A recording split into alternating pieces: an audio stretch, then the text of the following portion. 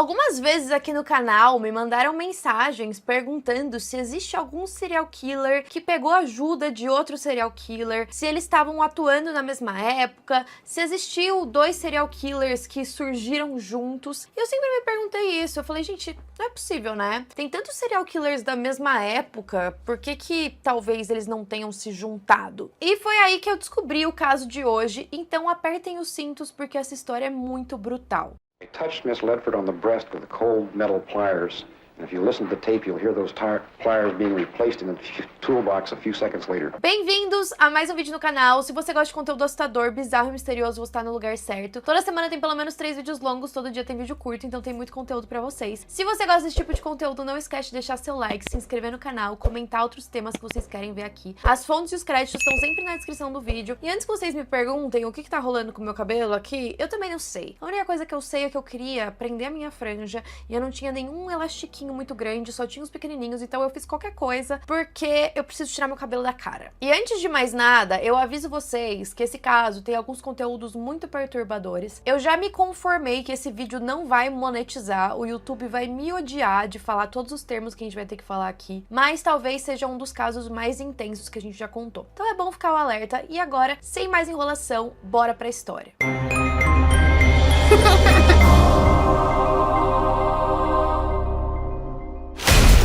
Em junho de 1979, uma garota chamada Lucinda Schaefer, conhecida como Cindy, estava andando de volta para casa por volta das 7h45 da noite, logo depois de ter participado de uma reunião da igreja dela. Ela estava na beira de uma praia da Califórnia, e aí 2 homens que estavam dentro de uma van prateada foram andando ao lado dela e perguntando se ela queria uma carona, já que estava meio tarde. A Cindy, que não era boba, disse não e continuou andando. Mas aqueles homens insistiram, eles falaram que eles tinham maconha lá dentro, se ela realmente não queria uma carona. Mas a Cindy era uma garota muito conservadora e bem religiosa, ela não se interessava por esse tipo de coisa e, de novo, recusou a carona deles. Mas isso só deixou aqueles 2 homens mais irritados. A Cindy olhou pra frente e continuou andando, mas ela não percebeu que aqueles homens pararam a van um pouco mais pra frente, sabendo que ela ia passar por eles em algum momento. E aí um desses homens saiu do lado de fora da van e ele fingiu como se ele estivesse consertando ela, como se tivesse alguma coisa errada. Só que no momento em que a Cindy passou pela van, ele agarrou ela e a empurrou pra dentro. É claro que a Cindy tentou gritar, mas os gritos dela não foram suficientes para chamar a atenção de outras pessoas na rua. Além disso, assim que ela entrou na van, eles ligaram o rádio bem alto para que os sons fossem abafados. Os 2 homens que estavam lá dentro eram o Lawrence Beachtaker, de 38 anos, e o Roy Norris, de 31. Eles tinham passado o dia bebendo cerveja e fumando maconha. Eles estavam andando pelas praias procurando a primeira vítima. Isso depois de ter tirado várias fotos de mulheres que estavam deitadas de biquíni sem elas perceberem. A Cindy então foi amarrada nos pulsos e nos tornozelos, a boca dela também ficou com uma fita na frente e ela ficou atrás da van sem saber qual seria o destino e se ela sairia viva daquela situação. Eles dirigiram por cerca de 2 horas em direção às montanhas. Quando eles chegaram em um lugar bem ermo, eles tiraram a Cindy de dentro da van e depois eles se revezaram abusando sexualmente dela. Em determinado momento, a Cindy perguntou se eles iam deixar ela sair viva dessa. E aí começou uma discussão entre aqueles 2 homens. O Roy perguntou pro Lawrence se eles deveriam matar ela ou não. E o Lawrence disse que sim,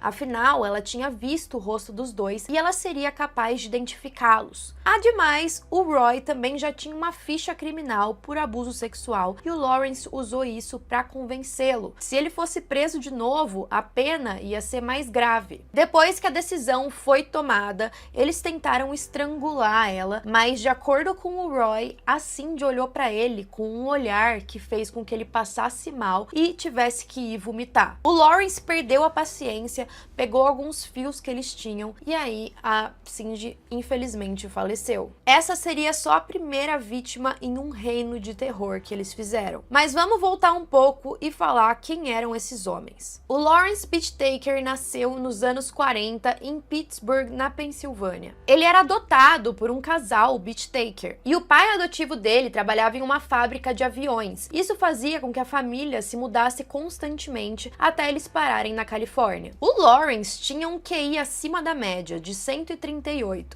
e ele abandonou o ensino médio em 1957. De acordo com ele, a escola era uma experiência tediosa. Ele se julgava mais inteligente do que os outros alunos, e ele até era, mas ele dizia que ele já sabia a matéria que os professores estavam prestes a passar. A primeira prisão dele aconteceu por conta do roubo de um carro, e aí ele ficou preso pelas autoridades juvenis até os 19 anos de idade. Mas pouco depois dele ser solto, ele foi preso de novo por roubar um carro, e aí ele passou 18 meses em outro instituto correcional. Só que o comportamento dele nesse instituto era bem preocupante. Isso fez com que ele fosse transferido para um centro médico, porque acreditavam que ele tinha alguns distúrbios psiquiátricos. Esses distúrbios eram considerados sérios, mas até então a gente não sabia quais doenças ele tinha sido diagnosticado. Ele cumpriu 6 meses da sentença dele, e mesmo as autoridades sabendo que ele tinha algumas questões mentais, ele foi liberado. Pouquíssimo tempo depois, ele foi preso de novo e dessa vez condenado a 15 anos de prisão.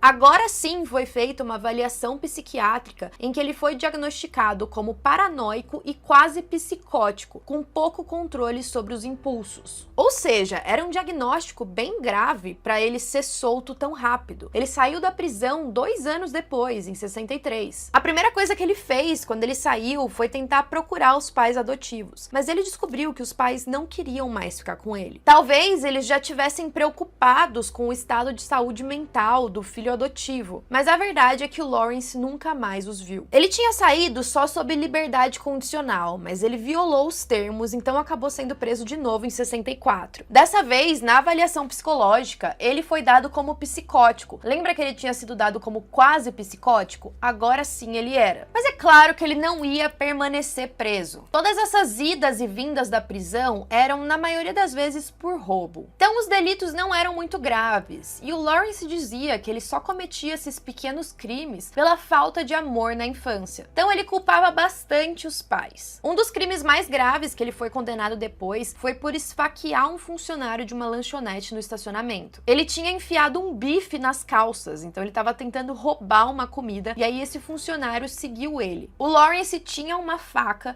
e depois ele foi acusado por tentativa de homicídio, mas o funcionário sobreviveu. Em 76, quando ele saiu da prisão, parecia que a vida dele ia mudar. Ele foi contratado como gerente de um teatro. Enquanto ele cumpria a liberdade condicional, foi feita outra análise psiquiátrica. Dessa vez disseram que ele não era psicótico, mas sim um sociopata clássico. Os psiquiatras deram várias advertências para ele não ser solto. Durante a liberdade condicional, ele foi acusado de novo de tentativa de homicídio. Agora, na prisão, na colônia masculina da Califórnia, ele conheceu um novo amigo. O nome dele era Roy Norris e logo eles se tornaram inseparáveis. O Roy Norris nasceu em 48 e os pais dele foram obrigados a se casar para fugir da fofoquinha da vizinhança. O pai dele trabalhava em um ferro velho e a mãe era viciada em drogas. Ele vivia com os pais ocasionalmente ao longo da infância, mas muitas vezes foi colocado em famílias adotivas. E essas famílias adotivas nunca eram muito boas. Na maioria das vezes, eles negavam comida e roupas para ele. Ele também alegou que foi abusado sexualmente enquanto estava sob cuidados de uma família hispânica, e a partir disso ele passou a ter muito preconceito com hispânicos. Quando ele tinha 16 anos, ele foi com uma família adotiva para casa de uma parente e ele teria falado com uma prima dele, de 20 e poucos anos, de uma forma bem sexualmente apelativa. Essa garota contou para os pais adotivos e ele foi recebido em casa com uma surra. E por conta desse acontecimento, ele passaria a pensar nas mulheres de forma agressiva. Ele ficou com medo de ser punido por esse crime, então ele roubou o carro dos pais e foi dirigindo até as montanhas. Lá, ele tentou tirar a própria vida injetando ar em uma das veias com uma seringa. Mas, como vocês devem ter percebido, ele não conseguiu. Ele acabou sendo preso como fugitivo por um tempo e aí ele voltou a morar com os pais. Quando ele voltou para casa, os pais informaram ele e a irmã que eles não eram desejados e que cada um devia procurar o próprio rumo. Inclusive, eles informaram que estavam se divorciando. Então aqui a gente consegue ver que a infância do Lawrence e do Roy foi um pouquinho parecida. Com 17 anos, o Roy também abandonou a escola e aí ele ingressou na Marinha. Em 1969, ele foi preso por tentativa de estupro. 3 meses depois, em liberdade condicional, ele foi preso de novo. Ele tinha tentado atacar uma mulher dentro da casa dela, mas a mulher conseguiu chamar a polícia e eles chegaram antes que ele tivesse a chance de fazer qualquer coisa. E nesse ponto, ele foi dispensado da Marinha com alegações de que ele sofria de problemas psicológicos. Estão vendo a semelhança? Depois ele atacou uma jovem na Universidade de San Diego. Ele simplesmente apareceu no estacionamento, bateu na cabeça dela com uma pedra e depois pegou a cabeça dela e ficou batendo várias vezes no concreto. A mulher sobreviveu, mas o Roy foi acusado por tentativa de homicídio. Ele foi enviado para um hospital e passou 5 anos no lugar. E aí ele foi libertado, não sendo mais considerado perigoso para viver em sociedade. Eu sempre fico pensando, quem define isso? É claro que 3 meses depois da libertação, ele passou a cometer outros crimes. E aí ele atacou violentamente uma mulher de 27 anos. Ele abordou ela quando ela estava voltando a pé de um restaurante que ficava em Redondo Beach, que era a praia onde o Roy morava. Ele estava na motocicleta dele e ofereceu carona, mas ela recusou. Então ele estacionou a moto, pegou o lenço que ela estava usando no pescoço, torceu esse lenço bem forte e disse que ia abusar sexualmente dela. A mulher, com medo pela própria vida, não resistiu. Ela saiu viva da situação e relatou o que aconteceu para a polícia, mas eles não conseguiram capturar quem tinha sido responsável. Mas 1 mês depois, ela se lembrou daquela motocicleta que ela viu parada na rua, anotou a placa e levou para a delegacia. O Roy foi preso e 1 ano depois, ele foi condenado por estupro forçado. Foi aí que ele foi enviado para a colônia masculina da Califórnia. E foi aí que ele conheceu o Lawrence. Então agora a gente tem a história dos dois interligada. Primeiro, eles se conheceram vagamente ali na prisão. Eles ficaram mais amigos quando o Roy ensinou o Lawrence a fabricar joias lá dentro. Então eles começaram aquele papo, foram compartilhando as coisas que eles faziam, qual era o crime deles, por que eles estavam ali. E aí o Roy revelou pro Lawrence que o grande estímulo dele era ver jovens garotas assustadas, e por conta disso ele estava preso. E o Lawrence ficou meio interessado nesse papo. Ele não tinha cometido nenhum crime sexual, mas ele começou a pensar sobre aquilo. Ele até falou pro Roy que se ele fosse violentar alguma mulher, ele provavelmente mataria ela depois, para não deixar nenhum rastro. E aí esse assunto empolgou bastante os dois. Logo, eles estavam trocando informações e planos do que eles queriam fazer quando eles saíssem da prisão. E o plano foi ficando cada vez mais elaborado. Eles queriam matar uma mulher em cada uma das idades entre 13 e 19 anos. Inclusive, eles prometeram se reencontrar assim que os dois estivessem soltos para colocar o plano em prática. O Roy saiu da prisão no dia 15 de janeiro de 79 e foi morar com a mãe em Redondo Beach. Algumas pessoas dizem que ele mantinha um relacionamento incestuoso com ela, mas a gente não consegue confirmar essa informação. Assim que ele saiu, ele conseguiu um emprego como eletricista e poucos meses depois ele recebeu uma carta do Lawrence. Ele tinha saído da prisão pouco antes do Roy. O novo emprego dele era de maquinista e ele parecia ser bem habilidoso. Ele ganhava cerca de $1.000 por semana e apesar dele acreditar que era uma pessoa bem solitária, ele conseguiu fazer vários amigos. Ele até ganhou uma reputação como um indivíduo generoso e prestativo, e ele até doava dinheiro de vez em quando para o Exército da Salvação. Mais do que isso, ele comprava grandes quantidades de fast food e vinho e distribuía para pessoas em situação de rua. E nesse momento a gente pensa, meu Deus, esse cara realmente foi reformado na prisão, olha só. Só que não, é claro que não, senão não estaríamos aqui. O Lawrence também tinha um lado sombrio, ele sempre tinha bebidas e drogas na casa dele, e ele tinha uma certa reputação com as garotas da cidade. Muitas delas frequentavam a casa dele para pegar essa bebida e as drogas. No final de fevereiro de 79, o Lawrence e o Roy se encontraram em um quarto de hotel para seguir com aquele plano terrível. O primeiro passo foi comprar uma van, afinal, se eles iam abduzir garotas na rua, eles precisavam de um veículo. Essa van não tinha janelas laterais e tinha uma grande porta deslizante do lado do passageiro para ficar mais fácil. E aí de fevereiro até junho, eles estavam pesquisando na área. Eles andavam com essa van em várias praias, conversavam com garotas e tiravam fotos delas. No dia 24 de junho foi quando o primeiro alvo apareceu, a garota que a gente comentou no começo do vídeo. O corpo da Cindy foi envolto em uma toalha de banheiro e depois jogado pelo desfiladeiro. A próxima vítima foi uma garota chamada Andrea Hall, de 18 anos. No dia 8 de julho, ela estava andando na rua e pedindo carona. Só que antes deles terem a chance de pegar ela aceitou carona de um outro carro. O Lawrence e o Roy ficaram bem irritados, porque eles já tinham escolhido quem ia ser a vítima. Então eles começaram a seguir aquele carro até eles deixarem ela no local onde ela tinha escolhido. Eles ficaram esperando mais um tempo e viram que ela estava saindo, precisando de uma nova carona. Então é muito triste, porque a Andrea quase se safou. Assim que ela estava se aproximando da van, os dois homens ofereceram uma bebida para ela e depois a carona. Ela aceitou, ela já estava acostumada a pegar carona com estranhos. Assim que ela entrou dentro da van, o Lawrence falou: olha, a bebida tá lá no fundo, você pode ir lá? Assim que ela chegou na geladeira, o Roy pulou sobre ela. Os braços e as pernas dela foram amarrados e a boca tampada com fita adesiva. Ela também foi levada para uma estrada vazia e foi abusada pelos dois dentro da van. Depois, o Roy tirou ela da van enquanto o Lawrence abria mais uma cerveja. E essa parte é bem terrível, porque enquanto eles estavam abusando dela, o Lawrence meio que perguntou se ela queria continuar sendo abusada ou se ele podia pegar um picador de gelo e enfiar na orelha dela até atingir o cérebro. E foi isso que ele fez. O corpo dela depois foi encontrado ainda com esse picador de gelo em uma das orelhas. Ele enfiou uma de cada lado e depois ela foi estrangulada. O corpo dela também foi arremessado pelo penhasco. De acordo com os relatos que a gente tem, o Lawrence era considerado a parte inteligente da dupla,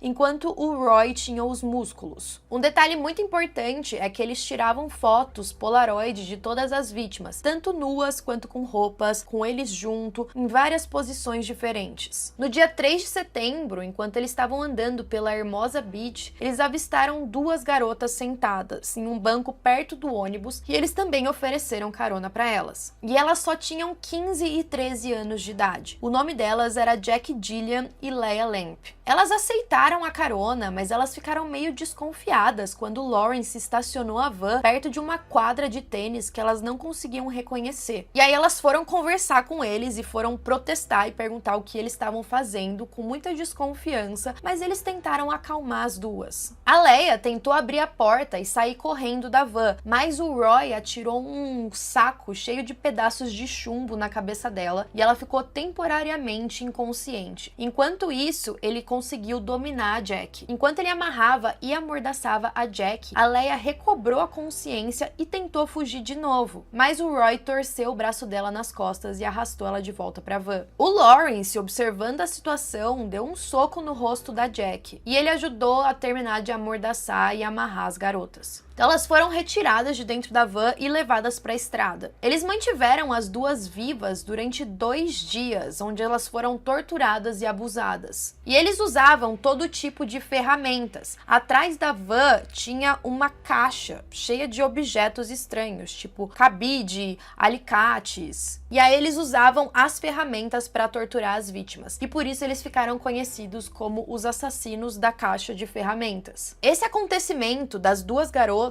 ficou bem marcado pelo excesso de violência. É claro que todas as vítimas sofreram muito, mas essas duas em específico ficou ali aquela marca. Eles também tinham o hábito de fazer gravações do áudio enquanto eles violentavam elas. Então tem áudios extensos de até 17 minutos horríveis. E eu não tô falando isso porque eu ouvi, depois no final eu vou contar pra vocês o que aconteceu nesses áudios, até porque eu não ouviria algo assim. Eu só tô mencionando porque quando a gente pesquisa sobre esse caso, às vezes tem alguns comentários das pessoas falando: ai, mas cadê os áudios? Eu quero ouvir, não sei o quê. Não, gente, vocês não querem ouvir. As duas foram mortas depois desses 2 dias, elas foram estranguladas e uma delas sofreu 7 marretadas na cabeça. No dia 30 de setembro, eles sequestraram uma nova garota chamada Shirley Sanders. Ela também foi foi atacada e eles forçaram ela a entrar na van. Ela foi abusada pelos dois, mas ela conseguiu escapar. Quando ela foi na delegacia denunciar o que tinha sido feito com ela, a polícia mostrou algumas fotos e ela conseguiu identificar tanto Lawrence quanto o Roy. Então a polícia agora tinha algumas pistas para ir atrás do que estava acontecendo. E a última vítima conhecida foi uma mulher chamada Shirley também. Ela tinha 16 anos e ela foi sequestrada quando estava voltando de uma festa de Halloween no dia 31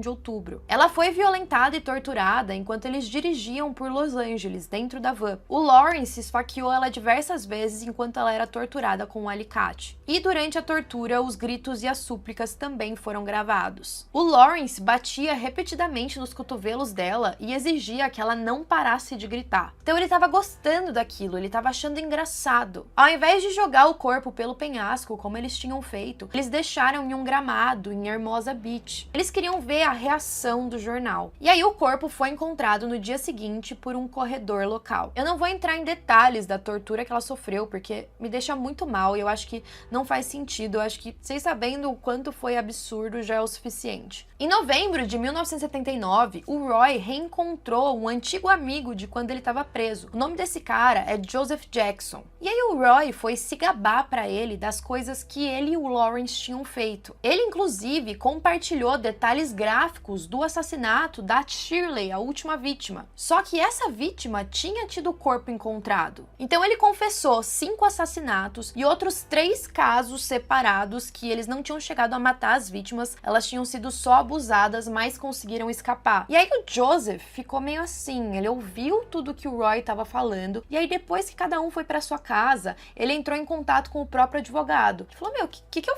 faço com essas informações? E aí o advogado falou, meu filho, vamos na delegacia agora. Levou o Joseph junto com ele, e eles contaram tudo que ele tinha ouvido. Um detetive chamado Paul Bynum foi designado para investigar as alegações do Joseph. E aí ele observou que essas declarações batiam com alguns casos de garotas que tinham desaparecido e que o desaparecimento não tinha sido solucionado. Além disso, tinha aquele incidente em que o Roy falou que eles levaram uma das vítimas para dentro da van, mas ela conseguiu escapar. Com a lembrança desse incidente e com a mulher tendo ido para a delegacia e apontado as fotos das pessoas que fizeram aquilo com ela, o detetive tinha por onde seguir. Então esse detetive foi até a casa da garota que escapou com várias fotos para perguntar para ela de novo. Sem hesitar, ela apontou pelos nomes certos. Agora, os policiais tinham como revistar o apartamento dos dois. Eles conseguiram um mandado e no apartamento do Lawrence, eles encontraram diversas fotos Polaroid, cerca de 500. E é claro que nessas fotos estavam as vítimas desaparecidas. Dentro da van, os investigadores encontraram uma marreta, um saco plástico cheio de pesos de chumbo, um livro detalhando como localizar as frequências de rádio da polícia, um frasco de vaselina, 2 colares, mais tarde confirmados como pertencentes a 2 das vítimas, e uma gravação em fita de uma jovem em evidente sofrimento. Dentro do apartamento do Roy, a polícia encontrou uma pulseira que ele tinha levado do corpo da Shirley como recordação. A partir disso, é claro que os dois foram presos. Os dois foram acusados de assassinato, sequestro, estupro forçado, perversão sexual e conspiração criminosa. E o comportamento dos dois ao longo do julgamento e ao longo do tempo em que eles estavam presos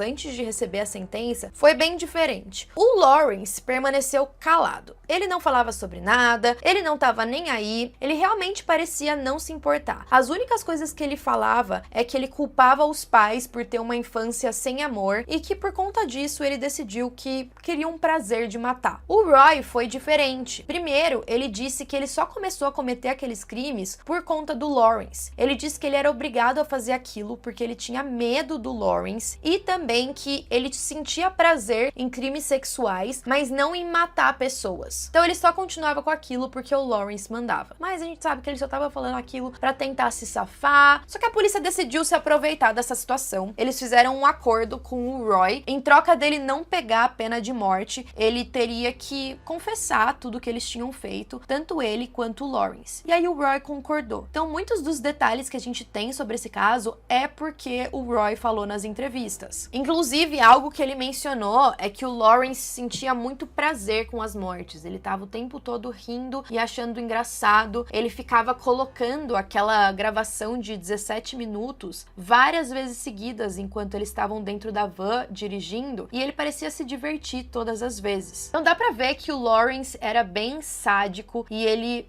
era um perigo para a sociedade que nunca deveria ter sido solto desde as primeiras prisões, principalmente depois que ele foi diagnosticado com questões de saúde mental. Outra coisa que eles fizeram no julgamento foi colocar para o júri ouvir aquela fita de 17 minutos de tortura. E assim, eu sei que por um lado é importante que os jurados ouçam e vejam a extensão daqueles danos e como aquelas garotas sofreram, mas ao mesmo tempo, eu acho que uma fita assim traumatiza qualquer pessoa. Tem relatório das 100 pessoas que estavam assistindo o caso, teve gente que levantou e foi embora, teve gente que passou mal, que começou a chorar. Então aquilo é traumático, é um negócio que você vai precisar de terapia depois. Talvez se eles tivessem passado só um pedaço da fita. Enfim, eu não sei como eles poderiam ter solucionado essa questão, mas eu com certeza não ia querer ter ouvido se eu fosse jurada desse caso. Eu acho que só a descrição do que eles fizeram já seria o suficiente. Ah, e o tempo todo em que essa fita tava passando lá no tribunal, o Lawrence estava sentado dando risada.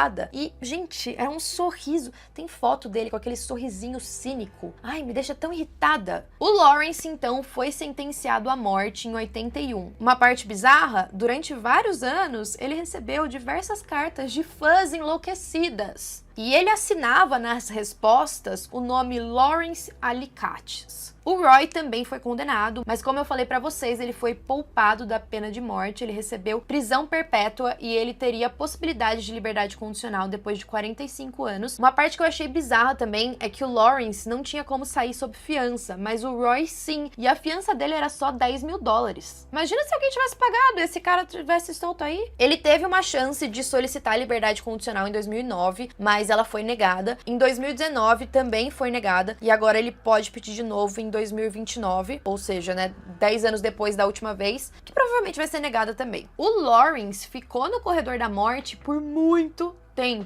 tempo mesmo. Inclusive, ele faleceu em 2019 por causas naturais. Ele tinha 72 anos. Em 1980, o Roy revelou para os policiais as covas onde estavam enterrados os corpos da Leia e da Jack. As famílias ficaram felizes com essa informação, porque pelo menos ele falou onde estavam os corpos para eles poderem dar um enterro digno, e eles encontraram o corpo da Jack ainda com o furador de gelo. Apesar da gente ter essas vítimas confirmadas, acredita-se que eles cometeram diversos outros crimes. Durante o interrogatório do Lawrence, a polícia questionou por que ele continuou a tortura da Shirley por tanto tempo. Ele chegou até a cortar um dedo da mão direita dela. E aí, quando ele foi comentar sobre a fita que eles fizeram, ele falou que aquilo não era nada mais do que a prova de que os três fizeram uma homenagem. Só isso. E depois ele falou que eles só mataram ela porque ela implorou pra morrer. De acordo com o xerife do distrito de Los Angeles, ele acredita que a dupla pode ter sido responsável pelo desaparecimento de pelo menos 30 pessoas. E para finalizar, com mais tragédia, infelizmente, o principal detetive do caso, que eu comentei com vocês, ele acabou tirando a própria vida. E ele fez isso deixando um testamento de 10 páginas. Nesse testamento, ele falava que ele simplesmente não conseguia viver